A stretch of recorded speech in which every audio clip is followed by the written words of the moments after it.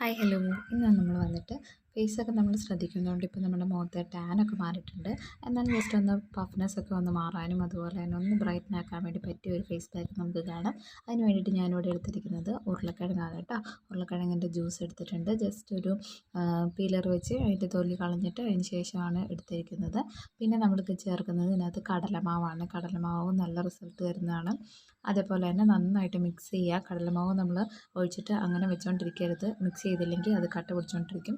പിന്നെ അതുപോലെ അതിനകത്ത് പിന്നെ നമ്മൾ ഒരു ഇൻഗ്രീഡിയൻറ്റും കൂടെ ആഡ് ചെയ്യുന്നുണ്ട്. അത് വേറൊന്നുമല്ല, അരിപ്പൊടിയാണ്. അപ്പോൾ ഈ 3 ഇൻഗ്രീഡിയൻറ്റ് മാത്രമേ നമ്മൾ ഇതിനകത്ത് അപ്ലൈ ചെയ്യുന്നുള്ളൂ. അപ്പോൾ ഇത് ഫേസിൽ നന്നായിട്ട് ക്ലീൻ ആയിട്ടുള്ള ഫേസിൽ നന്നായിട്ട് അപ്ലൈ ചെയ്യുക.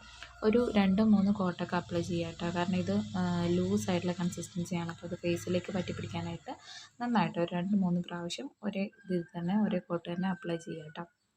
എന്നിട്ട് നന്നായിട്ട് ഡ്രൈ ആവട്ടെ. ഈ ഡ്രൈ ആവുന്ന സമയത്ത് ഇതിനകത്ത് തരിതരി പോലെയുള്ളതൊക്കെ ഉണ്ട്. അപ്പോൾ അതുകൊണ്ട് നിങ്ങൾ എന്ത് ചെയ്യരുത്, സ്ക്രബ് ചെയ്യരുത്. അപ്പോൾ ജസ്റ്റ് ഒന്ന് വാഷ് ചെയ്ത് കളയാൻ പാടുള്ളൂ.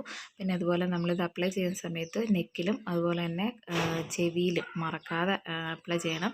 അല്ലെങ്കിൽ നമ്മുടെ ഡിസ്കളറേഷനൊക്കെ ഇതിനകത്തുണ്ടാവും. അപ്പോൾ അതുകൊണ്ട് നമ്മൾ ഏത് പാക്ക് ഇട്ടാലും ഏത് ക്രീം അപ്ലൈ ചെയ്താലും ഫേസിൽ തേക്കുന്നതിനൊപ്പം തന്നെ നെക്കിലും അതുപോലെ ചെവിയിലും കൂടെ അപ്ലൈ ചെയ്യാനായിട്ട് മറക്കരുത്. അപ്പോൾ നന്നായിട്ട് ഡ്രൈ ആയിട്ടുണ്ട്. ഇത് ഡ്രൈ ആകുമ്പോൾ തന്നെ വലിഞ്ഞിട്ടുണ്ട്.